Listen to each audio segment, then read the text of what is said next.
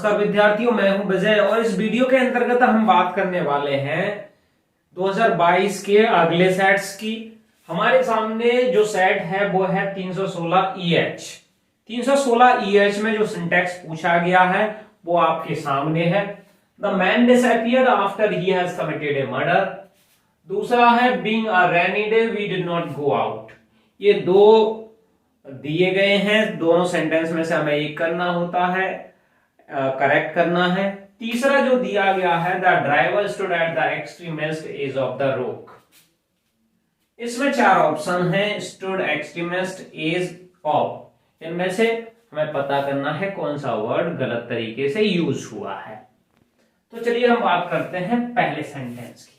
पहले सेंटेंस में जो एरर है वो हमें फाइंड आउट करना है। पहले हम देखते हैं the man disappeared after he has committed a murder. हत्या करने के बाद व्यक्ति गायब हो गया। अब जनरली जब दो एक्शन पास्ट में घटित होते हैं और उन एक्शंस में जो पहले घटित हुआ है उसे पास्ट परफेक्ट के अंतर्गत बनाया जाता है और जो बाद में घटित हुआ है उसे पास्ट इंडेफिनिट के अंतर्गत बनाया जाता है। अब इसे पता करने के लिए हमें क्या करना होता है, हमारे पास एक past perfect plus before past indefinite,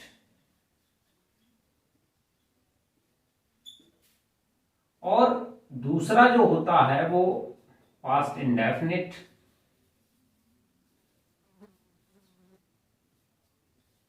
after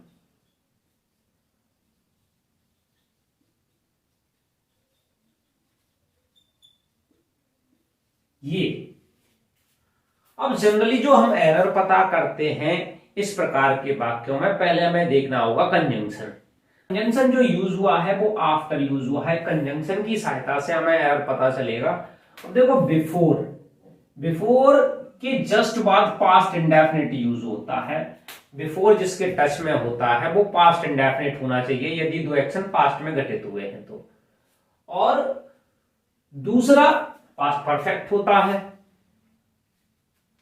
लेकिन यदि कंजंक्शन आफ्टर यूज हुआ है तो इसके जो टच में आएगा वो पास्ट परफेक्ट आएगा और जो दूसरा होगा पास्ट इंडेफिनिट होगा। अब यहां पे इसने आफ्टर यूज किया है, आफ्टर के बाद यूज होना चाहिए पास्ट परफेक्ट, लेकिन इसने क्या किया है कि प्रेजेंट परफेक्ट यूज किया है, जो कि प्रेजेंट परफेक्ट हमें यूज नहीं करना चाहिए। हमें कौन सा यूज करना चाहिए, पास्ट परफेक्ट।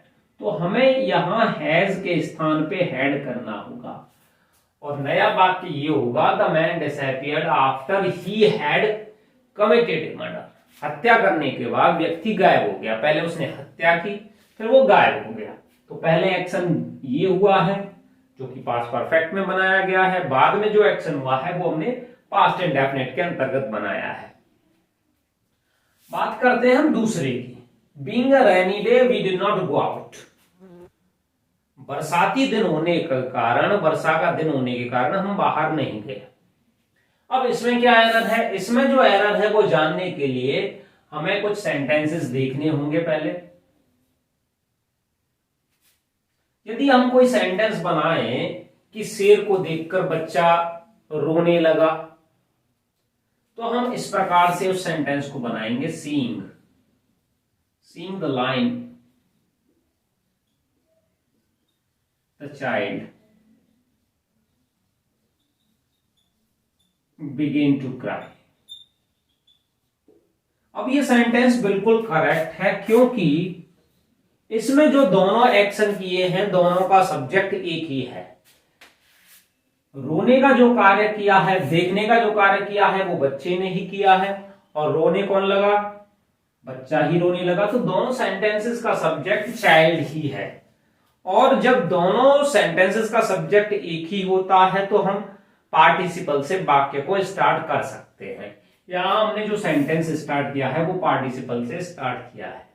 लेकिन अगर दोनों सेंटेंसेस का सब्जेक्ट एक ही व्यक्ति नहीं है तो हम पार्टिसिपल से वाक्य को स्टार्ट नहीं कर सकते हैं। फॉर एग्जाम्पल, यदि walking walking in the garden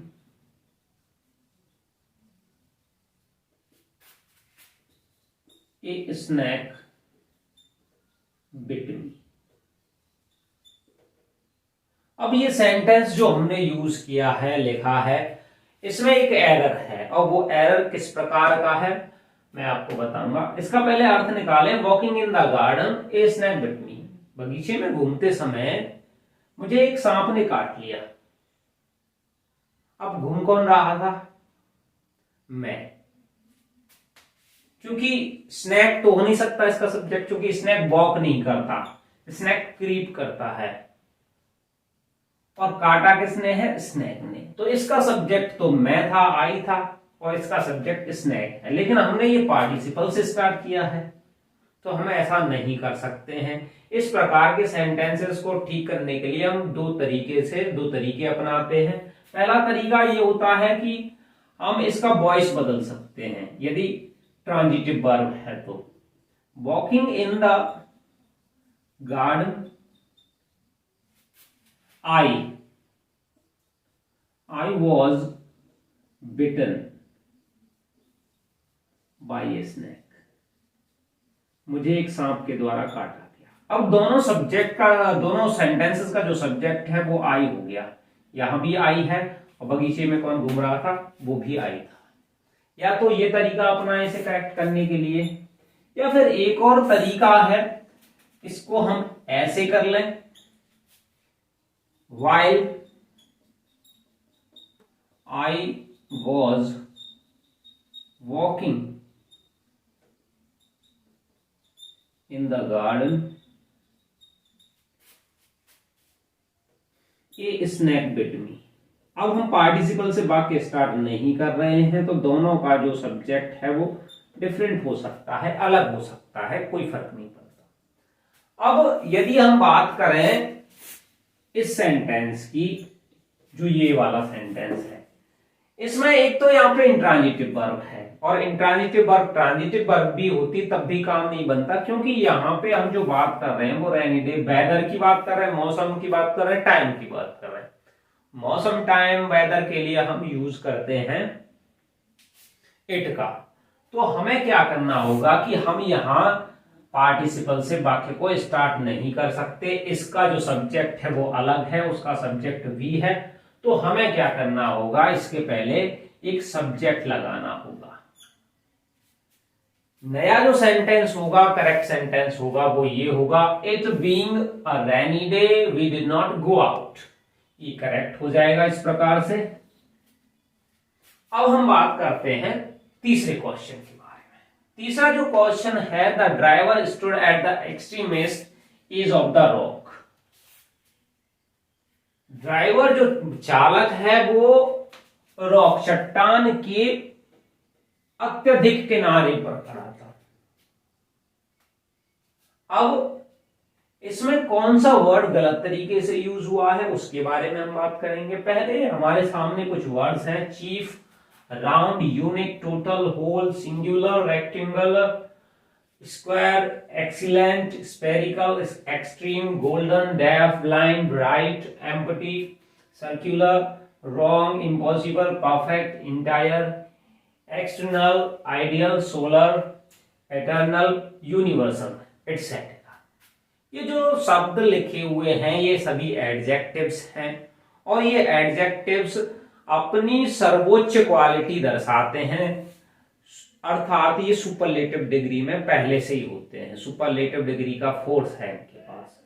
इन्हें ना तो हमें कंपैरेटिव में यूज करना चाहिए, ना सुपरलेटिव में हमें इनको यूज करना चाहिए मोस्ट लगा के या ईएसटी लगा के। वो पहले से ही सुपरलेटिव फॉर्म में होते हैं। तो आपको जो एरर है वो मिल गया होगा, क्योंकि इसने जो वर्ड यूज किया है वो एक्सट्रीम वर्ड है, जो पहले से ही सुपरलेटिव में होता है। इसने यूज किया है एक्सट्रीमिस्ट, इसको सुपरलेटिव डिग्री बना दिया, सुपरफ्लुअस हो गया। तो हमें जो एरर है वो पता चल गया, एक्सट्रीमिस्ट इसमें यूज नहीं होना चाहिए था, इसमें केवल एक्सट्रीम यूज होना चाहिए था। जो करेक्ट सेंटेंस होगा वो इस प्रकार होगा, the driver stood at the extreme edge of the rock. तो चलिए बात करते हैं सिंटैक्स के नेक्स्ट सेट की, जो कि है 2022 का 316 ईजे। 316 ईजे में जो सिंटैक्स पूछा गया है वो आपके सामने है। Please knock on the door before you enter the house. I am too happy to see you. Always speak a truth. ये ऑब्जेक्टिव्स है, कौन सा ऑप्शन इसमें गलत है, इस तरीके से पूछा गया है। तो चलिए हम बात करते हैं पहले सेंटेंस की। पहले सेंटेंस में क्या एरर है? Please knock on the door before you enter the house. आपको जनरली याद रखना है, ये कुछ वर्ड्स मैंने यहां लिखे हैं। इन वर्ड्स के साथ जनरली हम प्रेपोजिशन के रूप में एट यूज करते हैं, ना कि इसने यहां पे यूज किया है ऑन। बाकी अब वो पीछे देखेंगे, पहले ये वर्ड्स जान लेते हैं। वंडर, आश्चर्य करना। एंग्री, नाराज होना, क्रोधित होना। इसके साथ हम दो लगाते हैं। एंग्री विद समवन, किसी व्यक्ति से नाराज होना, विद लगाते हैं। एंग्री एट समथिंग, किसी बात पे, किसी व्यवहार से नाराज होना, हम एट लगाते हैं। लुक जनरली देखने के लिए यूज होता है, तो हम लुक एट लगाते हैं। Look at the board, look at me. लेकिन लुक के साथ देखभाल करने के सेंस में आफ्टर भी यूज होता है, फ्रेजल वर्ब बन जाता है। लुक एट देखना है, लुक एट आफ्टर देखभाल करना है, और लुक इनटू भी यूज होता है, जो कि जांच के सेंस में यूज होता है, इंक्वायरी के सेंस में।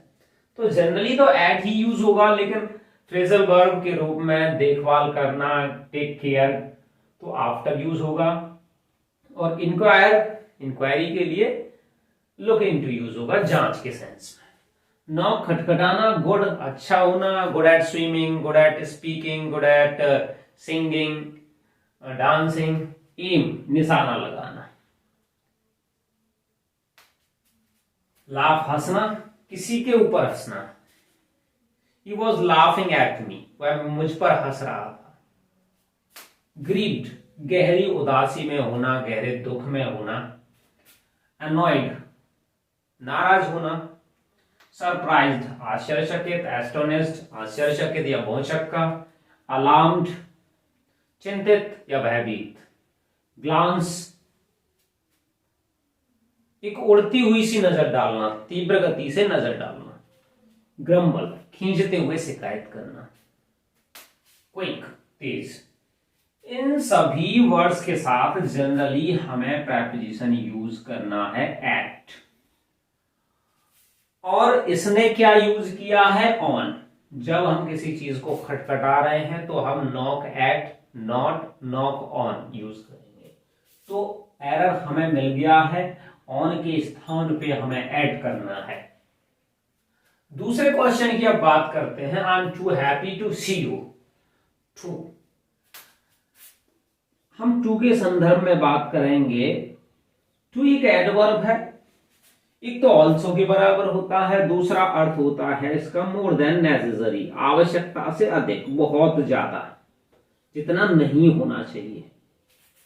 जनरली टू उन एडजेक्टिव्स के लिए यूज होता है जो अनडिजायरेबल होते हैं। एक लिमिट को पार करने के बाद वे अनडिजायरेबल बन जाते हैं, खराब हो जाते हैं, नेगेटिविटी में चले जाते हैं। जैसे मान लो कि कोई व्यक्ति लंबा है, टॉल, एक पॉजिटिव क्वालिटी है, लेकिन अगर हम यूज करें टू टॉल, अब वो एक लिमिट, निश्चित लिमिट को पार करने के बाद नेगेटिविटी में चला गया, बहुत ज्यादा लंबा हो तो वो वांछनीय हो गया, अनडिजायरेबल हो गया। टू हॉट, जनरली जो कॉफी होती है, टी होती है, हम गर्म पीते हैं, लेकिन बहुत ज्यादा गर्म, मोर देन नेसेसरी, आवश्यकता से अधिक है, जितनी कोई नहीं पीता, तो वो अनडिजायरेबल हो जाएगा, नेगेटिविटी में चला जाएगा। तो इस प्रकार के जो एडजेक्टिव्स होते हैं उनके साथ हम टू का प्रयोग कर सकते हैं, ये सही है। लेकिन ऐसे एडजेक्टिव्स जिनमें किसी भी लिमिट को पार करने के बाद वो अनडिजायरेबल नहीं होते हैं, फॉर एग्जाम्पल यदि हम यूज करें टू ब्यूटीफुल, तो ये गलत है। या फिर हम यूज करें टू वाइज, ये गलत है। तो ऐसे एडजेक्टिव, क्योंकि कोई भी सुंदर कितनी भी लिमिट के पार ले जाओ वो अच्छा ही रहेगा, वो पॉजिटिविटी दिखाएगा, नेगेटिविटी नहीं दिखाएगा, अनडिजायरेबल नहीं होगा।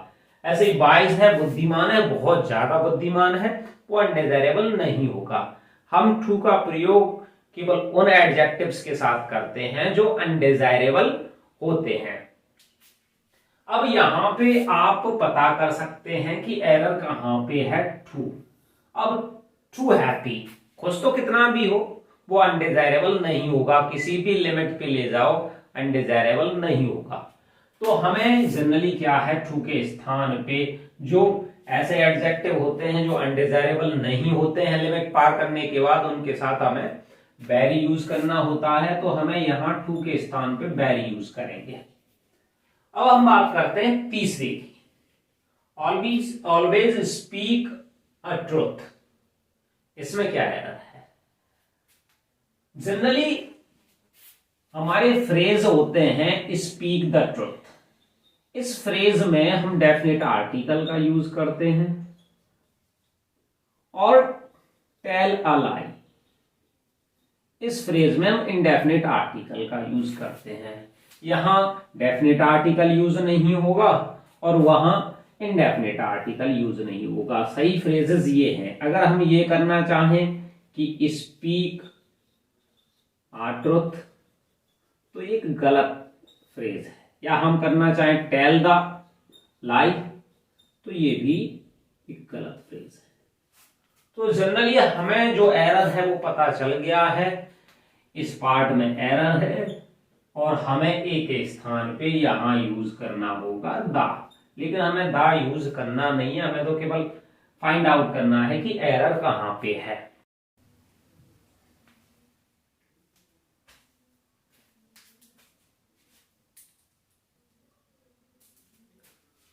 तो चलिए बात करते हैं सिंटैक्स के नए सेट की। तो चलिए बात करते हैं सिंटैक्स के नेक्स्ट सेट की, जो कि है 316 REE। 316 REE में जो सिंटैक्स पूछा गया है वो आपके सामने है। पहला क्वेश्चन है हिज हेयर्स आर ब्लैक। दूसरा क्वेश्चन है mathematic is a tough subject. तीसरा क्वेश्चन है Mohan is more taller than Ram. अब पहले दो क्वेश्चन हैं, इनमें से एक हमें करेक्ट करना है, एक करेक्ट करना होता है, दूसरा ऑब्जेक्टिव्स होता है। ऑप्शंस हैं हमारे पास 4, इसमें से हमें बताना है कि कौन सा एरर पार्ट में है। तो चलिए बात करते हैं सिंटैक्स के नेक्स्ट सेट की, जो कि है 316 REE। 316 REE में जो सिंटैक्स पूछा गया है वो आपके सामने है। पहला क्वेश्चन है हिज हेयर्स आर ब्लैक। दूसरा क्वेश्चन है mathematics is a tough subject. और जो तीसरा क्वेश्चन है Mohan is more taller than Ram. इसमें 4 ऑप्शंस हैं, बताना है कि कौन सा वर्ड गलत तरीके से इसमें प्रयुक्त हुआ है। तो पहले हम बात करते हैं हिज हेयर्स आर ब्लैक। इस सेंटेंस में क्या एरर है? इस सेंटेंस का एरर जानने के लिए पहले हमें थोड़ा नीचे नजर डालनी होगी। The word here is usually used without an article in singular number when it refers to all the hairs on one's head in general, but it refers to more than one hair, a few hairs, then it takes the plural form with an article and needs a plural verb. अब मैं आपको हिंदी में समझाता हूं। जब hair word संपूर्ण बालों के लिए, हेड के संपूर्ण बालों के लिए रेफर करता है, के लिए प्रयोग होता है, तो इसे सिंगुलर में यूज किया जाता है without an article and takes singular verb. हम हेयर्स नहीं कर सकते जब ये इंटायर हेड के बालों के लिए यूज हुआ है। लेकिन जब हम बात करते हैं more than one hair, a few hairs, then it takes the plural form. फिर हम इसको बहुवचन में, प्लूरल में यूज कर सकते हैं और इसके साथ हम आर्टिकल लगा सकते हैं और प्लूरल वर्ब लगाते हैं। For example, I washed my hair yesterday. कल मैंने अपने बाल धोए। इट मीन्स मैं अपने पूरे इंटायर हेड की बात कर रहा हूं और यहां हम हेयर्स नहीं कर सकते हैं, ये करेक्ट सेंटेंस है। लेकिन इसके विपरीत आप देखेंगे, I found 3 grey hairs this morning. आज सुबह मुझे 3 सफेद बाल मिले। अब इसमें हम बात कर रहे हैं मोर देन 1 हेयर्स। जरूरत के हिसाब से हम आर्टिकल भी यूज करेंगे इस फॉर्म में, लेकिन जब हम इसे सिंगुलर में इंटायर हेड के लिए यूज करेंगे तो आर्टिकल यूज नहीं कर सकते हैं। तो मुझे आशा है कि आप इसमें जो एरर है वो पहचानने में समर्थ हो चुके हैं। इसका करेक्ट सेंटेंस होगा हिज हेयर इज ब्लैक। जो करेक्ट सेंटेंस होगा वो इस प्रकार होगा, his here is black. It is the correct answer. अब हम बात करते हैं दूसरे वाले क्वेश्चन की। Mathematics is a tough subject. इसमें क्या एरर है? अब जनरली इस सेंटेंस के एरर के लिए आपको यहां देखना होगा, ये कुछ सब्जेक्ट्स के नाम हैं, mathematics, civics, economics, physics, phonetics, statics etcetera. ये कुछ डिजीजेस के नाम हैं, बीमारियों के नाम हैं, मीजल्स, खसरा, बॉडी पे रैसेस हो जाते हैं, रिकेट्स। विटामिन डी की डिफिशियंसी से, विटामिन डी की कमी से जो रोग होता है वो रिकेट्स होता है। सूखा रोग जनरली बच्चों में होता है, उनके पैर जो होते हैं उनकी हड्डियां टेढ़ी पड़ जाती हैं, वो रिकेट्स होता है। मम्स होता है खसरा, टॉन्सिल्स यहाँ पे बच्चों के, अधिकांश बच्चों में देखने के लिए मिलता है, टॉन्सिल्स फूल जाते हैं। रैबीज, जलांतक, कुत्ते, बिल्ली, बंदर, इनकी जो लार होती है उसमें रैबीज पाया जाता है, उसके कारण रैबीज होता है। डायबिटीज, मधुमेह, शुगर को बोलते हैं। कुछ गेम्स हैं, बिलियार्ड्स। बिलियार्ड्स एक खेल होता है, मैं आपको दिखाने का प्रयास करूंगा कि बिलियार्ड्स, इस प्रकार के खेल को हम बिलियार्ड्स बोलते हैं। डार्ट्स, डार्ट्स भी एक गेम है, और डार्ट्स में एक टारगेट होता है और उस पर हमें मिसाइल्स फेंकनी होती हैं, ये भी मैं आपको दिखाने का प्रयास करूंगा। ये डार्ट्स होता है। ड्रॉट्स एक गोटी का खेल है, गोटी की तरह खेला जाता है, लाइक शतरंज, ये भी मैं आपको दिखाने का प्रयास करूंगा, एटसेट्रा। ये सभी जो नाउन्स हैं देखने में प्लूरल जैसे लगते हैं क्योंकि इनके पीछे एस लगा हुआ है, लेकिन ये सिंगुलर हैं। इनमें से ना तो हम एस हटा सकते हैं और ना इनके साथ हम प्लूरल वर्ब यूज कर सकते हैं।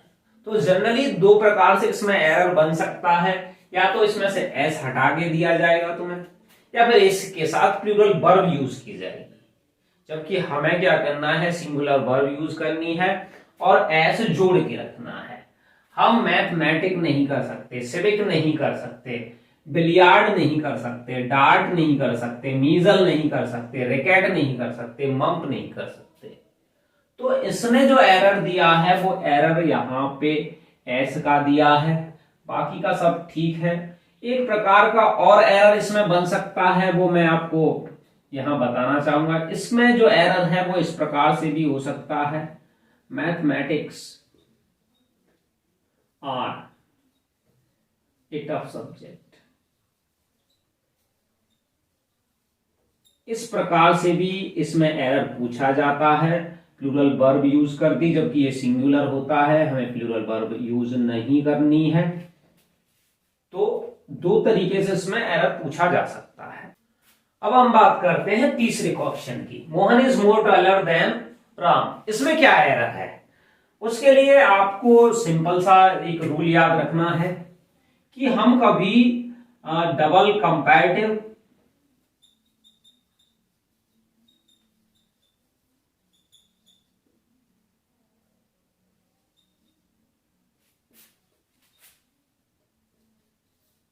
तथा डबल सुपरलेटिव्स का प्रयोग नहीं करते हैं।